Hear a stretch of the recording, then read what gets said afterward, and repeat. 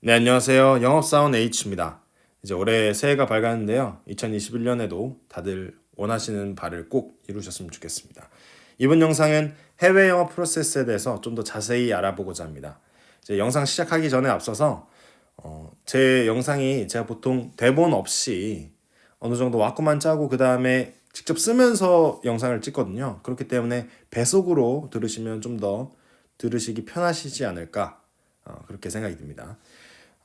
이 B2B 영업이라는 것 자체가 워낙 그 범주가 넓고 산업 제품에 따라서 제각기 프로세스가 다를 수 있지만 세부적인 부분은 다를 수 있지만 전체적인 큰 흐름은 비슷할 거라 생각합니다. 그래서 이번에 제가 설명해 드리는 것은 좀 참고용으로만 알아두시면 좋을 것 같습니다. 네, 시작하겠습니다. 우선적으로 계약 구도를 한번 알아볼 수 있겠어요. 첫 번째, 예를 들어서 엔드 유저가 있고요. 일단 이 지금 계약 이 B2B 흐름은 어떤 큰 프로젝트가 있는 거를 뜻합니다. 어떤 발전소라든지 이런 여러 가지 프로젝트들 있죠. 자, 그러면 엔드 유저 예를 들어서 그 프로젝트를 하는 어떤 정부 산하 기관이겠죠. 전력청이 될 수도 있고 예를 들어서 다른 기관들이 될 수 있습니다. 자, 엔드 유저가 이제 있고 이것을 계약을 총괄하는 메인 컨트랙터가 있습니다. 자, 이제 메인 컨트랙터는 EPC 업체죠, 보통. 이 사람들이 모든 그런 물자를 대고 모든 제품을 생산할 수가 없겠죠. 따라서 다양한 서브 컨트랙터, 자재를 공급하거나 자재라도 여러 개의 자재가 있겠죠. 토목할 때 토목에 필요한 자재들도 있고 그다음에 뭘 깔 때 거기에 대한 그런 여러 가지 자재들이 있을 거예요. 그렇기 때문에 이때 서브 컨트랙터들을 둡니다. 이런 구도가 보통 일반적이죠. 자, 그 다음에 이 EPC 업체들이 다 총괄하기 때문에 이것을 즉 턴키 프로젝트라고 부릅니다. 자, 두 번째 구도는요. 엔드 유저가 예를 들어서 시공을 해야 된다. 그럼 시공 업체를 따로 섭외를 하고요. 자재를 공급하는 자재 업체를 따로 해서 이렇게 프로젝트를 추진해 나가는 경우도 있습니다. 하지만 보통 이게 엔드 유저 입장에서는 이게 좀 더 가격은 절감되지만 이게 좀 더 편하죠. 왜냐면 알아서 EPC 업체들이 다 하니까요. 자, 이 구도들이 이렇게 있다는 것을 알아두시고요. 자, 그럼 보통 이제 엔드 유저에서 보통 발주처라고 하죠. 발주처가 이제 엔드 유저가 될 수도 있고 EPC 업체가 될 수도 있는 겁니다. 이것을 받은. 자, 그렇게 되면 입찰 공고가 나오죠. 그럼 입찰 공고를 이제 보통 텐더라고 하는데요. 정말 수백 페이지, 수천 페이지 이렇게 자세하게 계약에 대한 그다음에 기술적인 그런 면에 대한 여러 가지 조건들, 조항들이 나옵니다. 자, 이것을 누구나 볼 수는 없겠죠. 그래서 텐더를 보통 좀 돈을 주고 몇백을 주고 삽니다. 자, 이거는 그냥 다 공짜예요. 공짜라는 것은 그러니까 이걸 받은 업체들이 이걸 산다 해서 나중에 이 돈을 그대로 받을 수가 없습니다. 수주를 하지 못하더라도요. 자, 그 다음에 여기에 나와 있는 것을 토대로 이제 분석을 하기 시작하는 거죠. 자, 영업은 커머셜적인 부분을 분석을 합니다. 제가 좀 철자가 너무 많이 틀렸네요. 자, 커머셜적인 측면을 예를 들어서 영업 이익이라든지 어떤 채널을 구축한다든지 혹은 계약 파트너, 에이전트들을 구한다든지 여러 가지 업체의 발주처의 재무 상태라든지 여러 가지를 확인합니다. 자, 그 다음에 기술팀은 엔지니어링 팀이 될 수 있고요, 개발팀이 될 수도 있고, 그 다음에 어떤 인스톨레이션 시공팀이 될 수도 있고 다양하죠. 이 쪽에서 테크니컬적인 측면을 분석을 하는 겁니다. 자, 그렇게 되면 단가, 견적이 나오겠고요. 이것을 여기에 이제 영업이익률이라든지 여러 가지 금융 비용들을 다 고려를 해서 견적을 만들어냅니다. 어디서? 영업에서요. 자, 그 다음에 투찰을 해야 되죠. 투찰이라는 것은 우리가 이제 한 견적을 제출하는 것을 뜻합니다. 자, 투찰하기 전에 보통 모르겠어요. 이게 입찰 심의회라는 것을 해서요. 보통 심의회 이런 말을 자주 씁니다. 그래서 다 같이 여러 부서의 대가리들이 함께 모여서 중요한 프로젝트의 경우에요.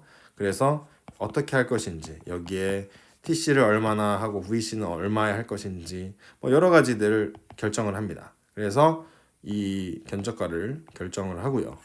그 다음에 투자를 하게 되는 겁니다. 자, 투자를 하면 끝나는 게 아닙니다. 엔드 유저에서 혹은 이제 발주처에서 이에 대한 이밸류에이션 시간을 갖죠. 그 다음에 다시 기술 검토나 이런 의뢰들이 올 수 있어요. 이 부분은 니네가 이렇게 했는데 이건 가능하냐? 아니면 이거 맞냐? 이런 식으로 여러 가지 올 수가 있겠습니다. 그것을 이제 포스트 클래리피케이션이라고 하죠.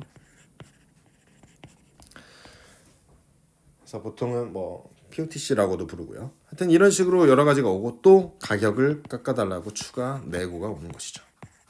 자, 이것을 감안해야 되기 때문에 처음에 1차적으로 견적을 제출할 때 물론 가격에 어떤 공간을 둬야 됩니다. 그래야 이 여유를 두어야 내고 시에 이걸 깎을 수가 있고 이 가격으로 낼 수가 있겠죠. 자, 이런 부분들을 영업이 항상 다 염두를 해둬야 됩니다. 자, 그 다음에 결국 수주를 했어요. 수주를 하게 되면 우리는 체크해야 될 게 이제 자, 입찰할 때는요. 요 입찰할 때는 그러니까 비드본드라고 해서요. 입찰에 앞서서 그냥 업체가 나 입찰할게 해놓고서 막상 선택해놨더니 수주 시켜놨더니 나 이거 못하겠어 라고 할 수 있겠죠. 그러면 엔드 유저든 뭐 발주처든 어찌됐든 이제 위험 부담이 분명히 있겠죠.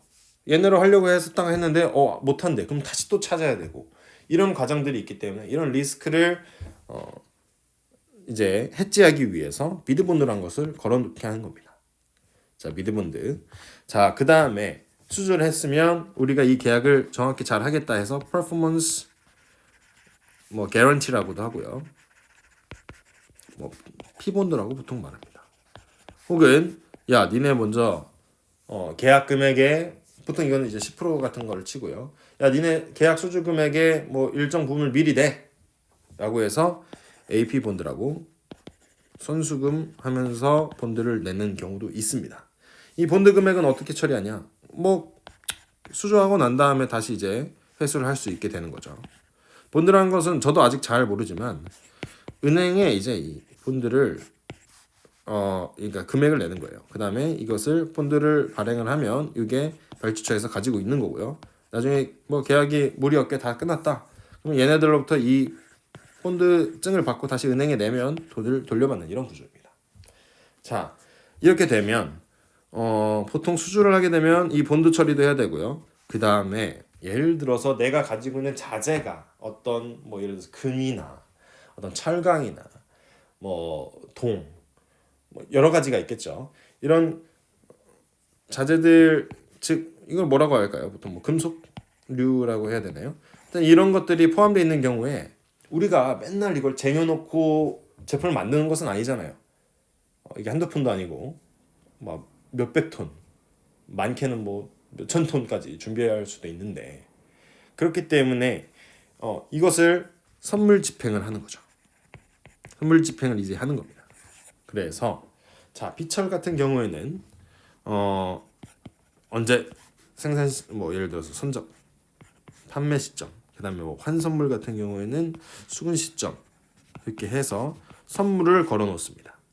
자, 이것을 모두 다 리스크 해지의 일환으로 볼 수 있겠네요. 자, 이것도 영업이 어느 정도 손을 대야 됩니다. 자, 그 다음에 수주를 했다고 해서 다 끝나는 게 아닙니다. 그 고객이 원하는 자재에 대한 혹은 어떤 공사에 대한 이런 스펙이 상세 스펙이 나오겠죠. 지역마다 예를 들어서 스펙 1이라고 보통 스탠다드하게 만들었는데 이쪽 지형에다가 뭐 이런 발전소를 지을 때랑 이쪽 지형에다가 이걸 지을 때 분명히 지형이 다르고 여러 가지 조건이 다릅니다. 그렇기 때문에 여기서 상세 스펙을 검토하는 기간이 많이 필요하죠. 이때 기술 승인이 계속 토스 되는 겁니다. 이 시간이 보통 길게는 뭐 짧게는 몇 달, 길게는 진짜 1년 가까이도 갈 때도 있습니다. 뭐 그 이상 갈 때도 있고요. 자, 그러면 이런 부분에서 모두 오케이가 났어요. 자, 그러면 발주처에서 Manufacturing Clearance라는 것을 주는 것이죠. 자, 이제 니네 이렇게끔 해서 생산해 라고 주는 겁니다. 자, 그러면 우리는 양산 설계 의뢰를 맡깁니다. 이 자재에 대한 이런 스펙 조건에 대한 이 자재에 대한 코드를 주세요. 만들어 주세요. 해서 이 코드를 만들고 나서 우리가 셉이라고 뭐 셉도 있고 뭐 다른 것도 있대요. 근데 보통 회사에서 그냥 우리가 수기로 작성하는 게 아니라 시스템이 필요하잖아요. 셉상에서 이제 시스템으로 SO를 띄웁니다. 자, SO는 무엇이냐? Sales Order입니다. 즉 이제 자, 우리 코드 다 따냈어. 이대로 생산 좀 해줘라고 생산 관리팀에 요청을 하는 것이죠.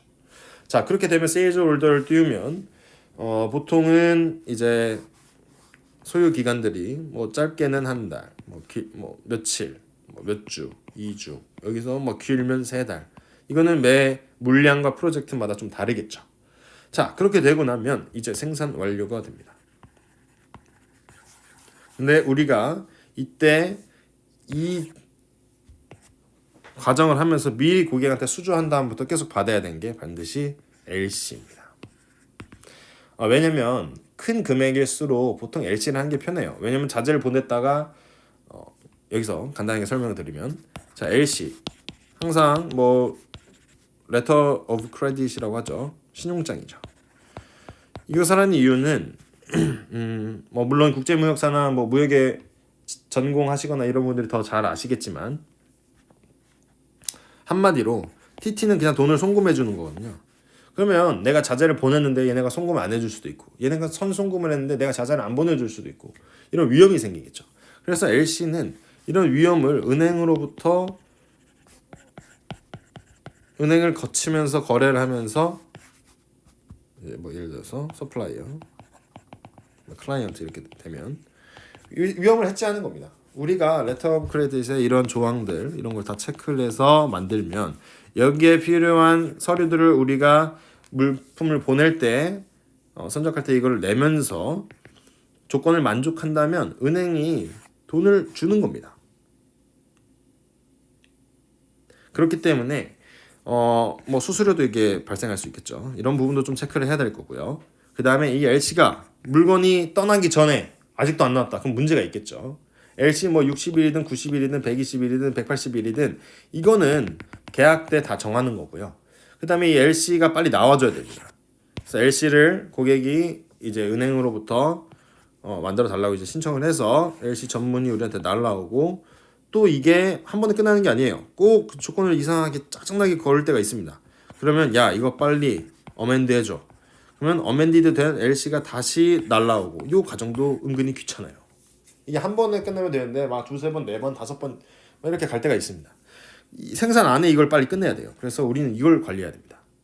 자, 다시 넘어가서 자 이제 관리됐다고 쳐요. 그럼 생산 완료가 되고 끝난 게 아닙니다. 자, 생산 완료가 됐으면 생산할 때쯤에 미리 FAT라는 것을 일정을 잡아놓습니다. 자, Factory Acceptance Test라고 했어요. 고객이 직접 와서 우리가 자재를 만들면 이 중에 샘플 하나를 정해서 이게 제대로 만들어졌는지 안 만들어졌는지 확인을 하는 과정이에요. 뭐 보통 의례적인 일로 이제 보는데 왜냐면 이게 하루 이틀 장사한 것도 아니고 몇십 년 동안 이렇게 만들었는데 굳이 뭐 이런 소리도 있지만 하여튼 프로세스가 그래서 이 FAT를 진행을 합니다. 그럼 여기에 대한 테스트 리포트 성적서가 나오고 뭐 여러 가지 뭐 사진도 찍어야 될 거고요. 증거 사진들 이렇게 해서 고객과 협의를 해서 서류를 제출을 합니다. 그러면 엔드 유저에서 이것을 검토를 하죠. 검토하는데 또 시간이 뭐 하루 이틀 걸리는 게 아닙니다. 좀 걸려요. 자, 그러다 보면 이제 그래 니네 이제 선적해도 돼라고 하면서 dispatch 뭐 certificate, cert이라고 하죠 보통. dispatch cert가 나오거나 아니면 뭐 dispatch clearance라고 합니다. 자, 이 선적 요청서가 나옵니다. 그러면 우리가 이에 따라서 이걸 들고 물류팀이랑 미리 상의를 해서 선적 진행을 하는 거죠. 근데 이 선적 진행이 그냥 우리가 뭐 물품 조그만 거 보내서 하면 그냥 곧바로 오늘 편의점 가든 어디 DHL 가서 보내주세요 하면 되지만 엄청 커다란 큰 물량이 정말 많은 물품일 경우에는 하루아침에 할 수가 없겠죠. 따라서 이게 언제 나올 건지 대강 보통의 그런 관행 보통 얼마 걸리는지 그 데이터가 나오기 때문에 그것을 토대로 왁구를 짜서 미리 물류팀한테 이쯤 나올 거니까 준비해 주세요라고 선적 요청서를 만드는 겁니다.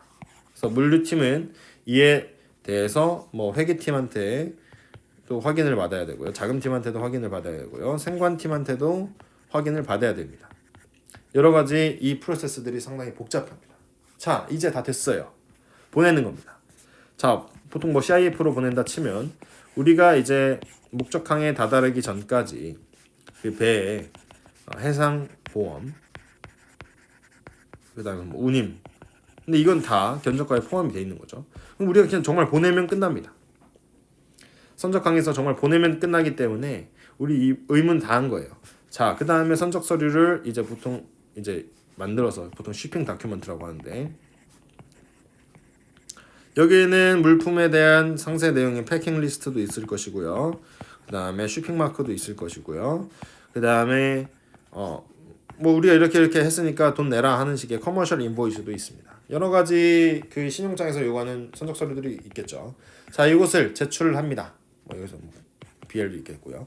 제출하고 은행에서 그것을 접수하고 검토한 다음에 이제 금액이 LC를 받았으니까 우리가 그 계약 자재 금액을 받을 수 있는 겁니다. 자, 요거만 하면 정말 이 정도면 양호한 편이에요. 자, 그런데 우리가 만든 물품을 이제 현장에 가서 시공을 해주는 경우가 있습니다. 자, 이제 시공을 하면 보통 뭐 시공을 LC로 하면 좋겠지만 뭐 TT로 하는 경우도 많아요. 시공회 같은 경우에. 자, 그러면 시공이 한번 끝날 때마다 우리가 다시 인보이스를 제출해야 되고요. 그러면 고객이 돈 보내주면 참 좋은데 이게 안 보내주는 경우도 정말 많습니다. 그래서 이것이 바로 연체채권의 큰 원인이 됩니다.